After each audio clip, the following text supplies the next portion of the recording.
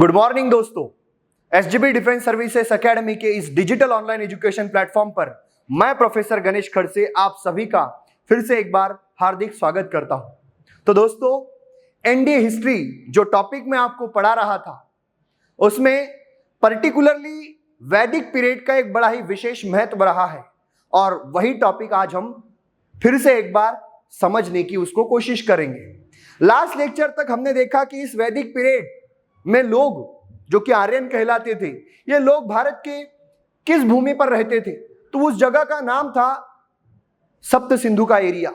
बाद में इन लोगों का समाज कैसा था, इन लोगों का आर्थिक व्यवस्था कैसी थी, या फिर इन लोगों की राजकीय व्यवस्था कैसी थी, ये सारी जानकारी हमने ले ली। इन लोगों की धार्मिक संकल्पनाएं क्या थी, इसका भी हमने एक थोड़ा सा अभ्यास कर लिया।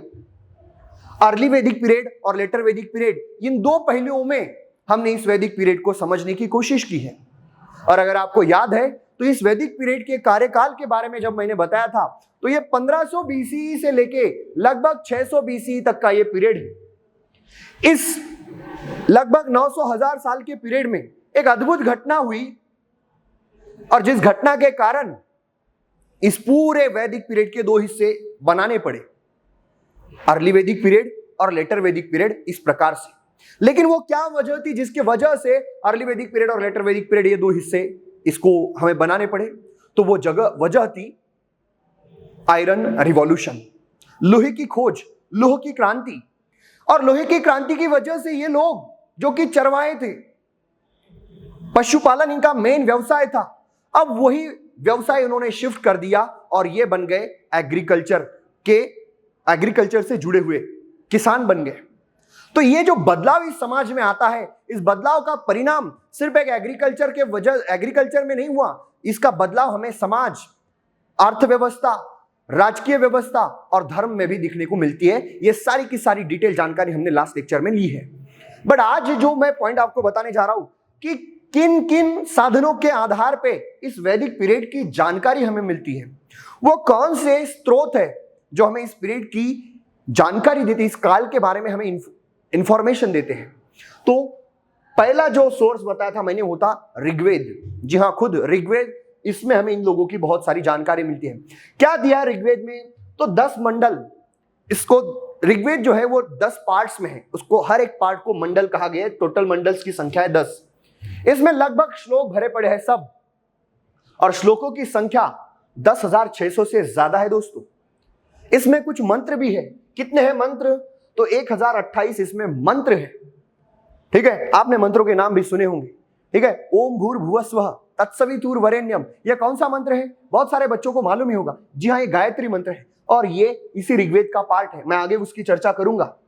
इसका जो दूसरा मंडल है, अब मैं कुछ खास मंडलों की ही यहां पर चर्चा करूंगा। तो दूसरा जो मंडल है, इस मंडल में हमें एक इंफॉर्मेशन मिलती है। इंद्र भगवान और रीता नाम का एक राक्षस है, इन दोनों के बीच में बहुत खतरनाक युद्ध हुआ और इस युद्ध में इंद्र ने वृता नाम के राक्षस को मार गिराया। ये जो लड़ाई इन दोनों के बीच में हुई, इसका वर्णन हमें दूसरे ऋग्वेद के मंडल में हमें ये मिलती है। साथ ही साथ तीसरा जो मंडल है, ओम भूर्भुवस्वः, जो कि गायत्री मंत्र, यह गायत्री मंत्र आपके ऋग्वेद के तीसरे मंडल में आता है। जानते हैं किस ऋषि ने गायत्री मंत्र की रचना की? किस ऋषि ने? तो यह आपके लिए होमवर्क रहेगा, आप मुझे मैसेज करके या फिर ग्रुप पे अपना आंसर छोड़ दीजिए। तो गायत्री मंत्र की रचना किसने की, किस ऋषि ने की, यह आपके लिए सवाल है। तीसरे मंडल में गायत्री मंत्र। अब यह गायत्री मंत्र हमें लगता है कि सर कोई तो भी देवी होगी, उनके लिए होगा। नहीं, ये मंत्र जो है प्रकाश की देवता के लिए समर्पित है। इस प्रकाश की देवता को सविती या फिर सवित्री कहा गया है। कुछ कुछ किताबों में यह सूर्य भगवान को भी समर्पित मंत्र है, ऐसा कहा गया है। लेकिन पर्टिकुलरली अगर इस मंत्र के बारे में बताया जाए तो यह प्रकाश के भगवान को समर्पित किया गया मंत्र है, जिसको गायत्री मंत्र कहा गया है। 6 नंबर का जो मंडल है, 6ठे नंबर के मंडल में हमें हरियूपिया नाम का एक शब्द का उल्लेख मिलता है और कई सारे इतिहासकारों का कहना यह है यह हरियूपिया दूसरा तीसरा कुछ नहीं, हमारे इंडस वैली सिविलाइजेशन के पीरियड की जो हड़प्पा साइट थी, ये उस जगह का नाम है। तो कौन से मंडल में हरियूपिया नाम का जगह का उल्लेख किया है? तो ऋग्वेद के 6 नंबर के मंडल में। 7वां मंडल बहुत ही प्रसिद्ध युद्ध जो इस पीरियड में हुआ, मैंने पॉलिटी में आपको बताया कि सर यहाँ पर छोटी छोटी ट्राइब्स है, कबीले हैं, और इन कबीलों का अलग अलग एरिया में ये सेटल्ड हुए हैं। ये कबीले जो है आपस में लड़ाई कर रहे हैं। किस वजह से? तो कोई जमीन के लिए, कोई प्रतिष्ठा के लिए, कोई गायों की चोरी की वजह से लड़ाई लड़ रहे हैं। रीजंस कुछ भी हो, लेकिन इन सबके पीरियड में एक युद्ध जो है बड़ा ही विशेष रहा है। उस युद्ध का नाम है दशराजन बैटल। जी हाँ दोस्तों, दशराजन बैटल, 7वें मंडल। अब दशराजन मतलब नाम से ही पता चलता होगा आपको। दश मतलब क्या? दश मतलब 10। राजन मतलब क्या? तो राजा। दशराजन, 10 राजाओं का युद्ध, यह है दशराजन युद्ध। तो एक कहानी, बड़ी मजेदार कहानी मैं आपको सुनाता हूं। इस भारत के नॉर्थ इंडिया में एक भरत नाम का राजा था, बड़ा ही विद्वान और शूरवीर राजा। उस राजा का जो देहांत होने के बाद में उसका राज्य कई दिनों तक चलता रहा। उसके जो वंशज है उस राज्य को संभाल रहे थे, अच्छे तरीके से इस राज्य को चला रहे थे। भरत, इस पराक्रमी राजा की नाम के वजह से ही वो जो ट्राइब बनी थी, वो जो जन बना था, उसको भरत ही नाम दिया गया था। और जब यह युद्ध खेला गया, दशराजन बैटल, इस समय इस भरत नाम की ट्राइब का जो राजा था वो था सुदास। सुदास, दोस्तों याद रखना, सुदास। अब मैंने कहा था राजा को सजेशन देने के लिए एक पुरोहित रहता है। सुदास को भी ऐसा ही एक पुरोहित था उसके पास में, जिसका नाम था विश्वामित्र।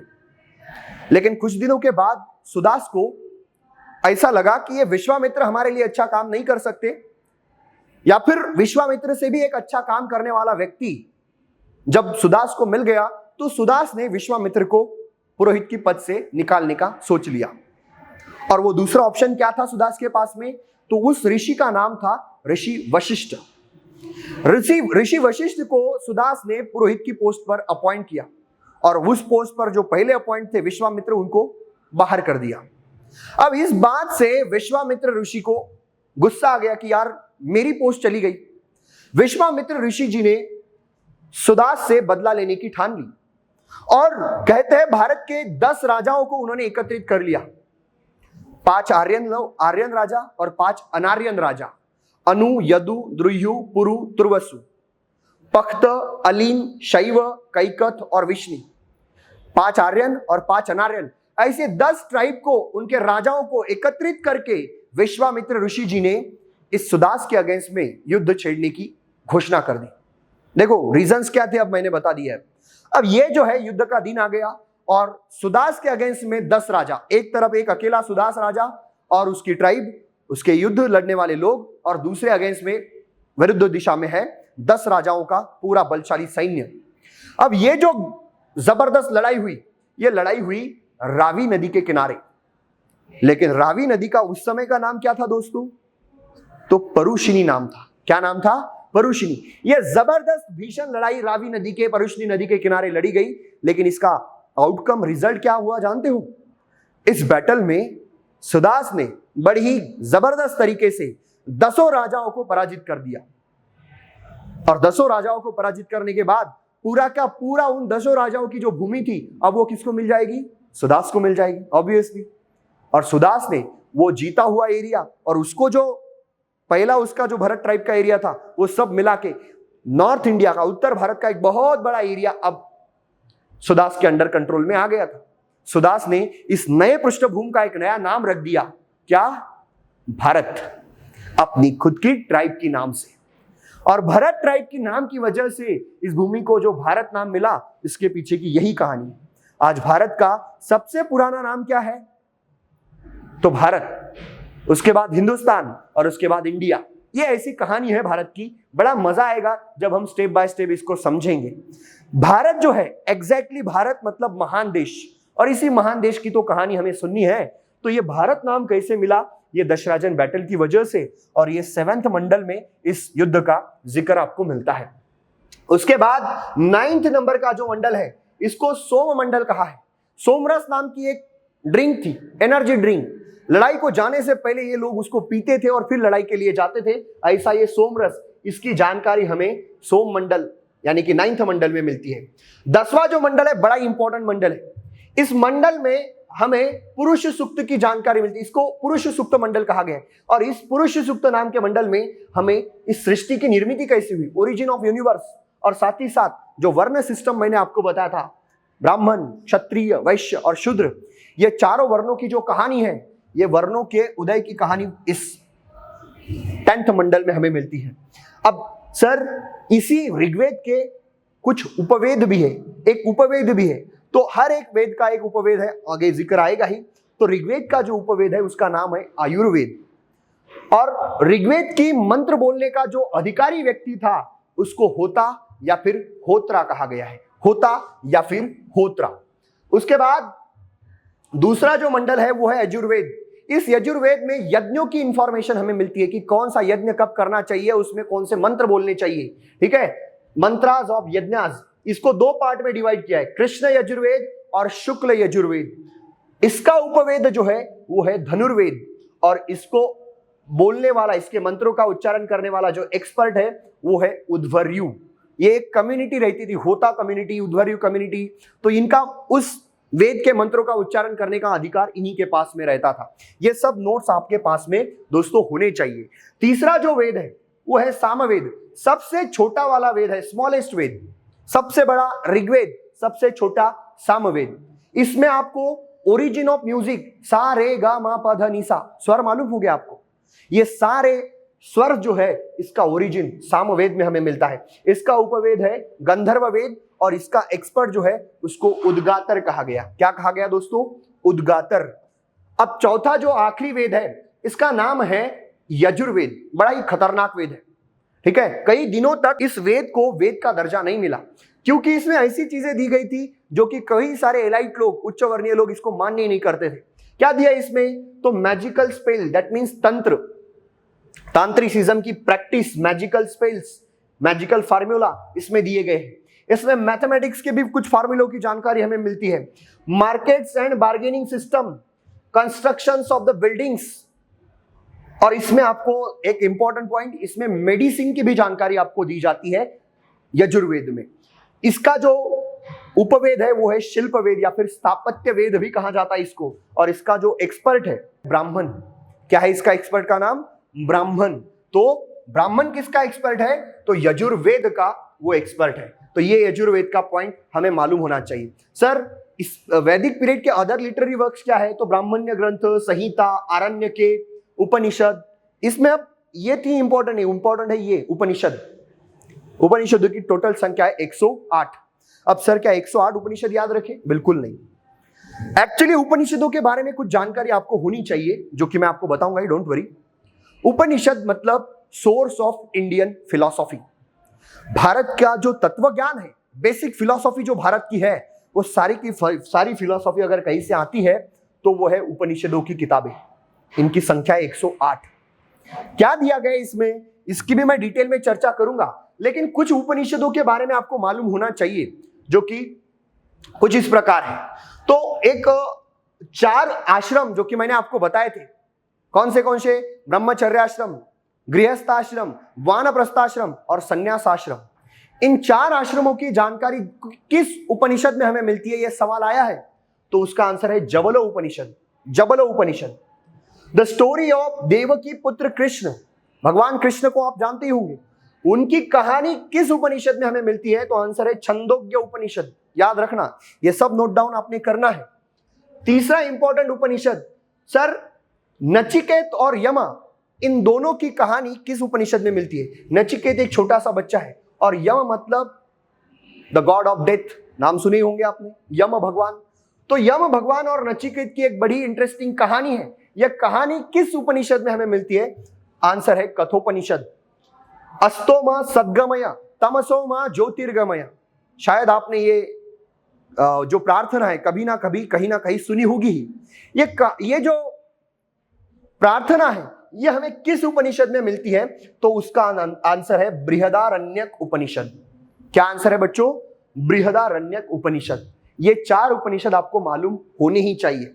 बट उपनिषद के बारे में मैं अगर आपको बता दूं तो उपनिषद ऐसी किताबें हैं, सोर्स ऑफ इंडियन फिलॉसफी, ये तो मैंने बताया, लेकिन इस शरीर को उस भगवान को कैसे कनेक्ट किया जा सकता है, इसकी जानकारी अगर हमें कहां से मिलती है तो वो किताब है उपनिषद। सर बोले ये क्या है? शरीर भगवान। तो भारत की फिलॉसफी की एक बड़ी खासियत रही है, इन्होंने आदमी को, इंसान को, उसके जीवन जीने का अंतिम उद्देश्य क्या होना चाहिए, ये पूरा ज्ञान देख इन लोगों को समझाकर इन लोगों ने दिया है शुरुआत वैदिक पीरियड के लोगों ने। क्या? तो इस शरीर को भगवान से कैसे कनेक्ट करना है, इस सेंस वाले शरीर को उस इनफाइनाइट कॉन्शियस से कैसे कनेक्ट कराना है, ये सारी की सारी जानकारी हमें उपनिषद में मिलती है। आत्मा और परमात्मा, इसका अटैचमेंट कैसे होगा, इसकी जानकारी हमें उपनिषद में मिलती है। सोल और कॉन्शियस, इसका कनेक्शन कैसे होगा, यह जानकारी हमें उपनिषद में मिलती है।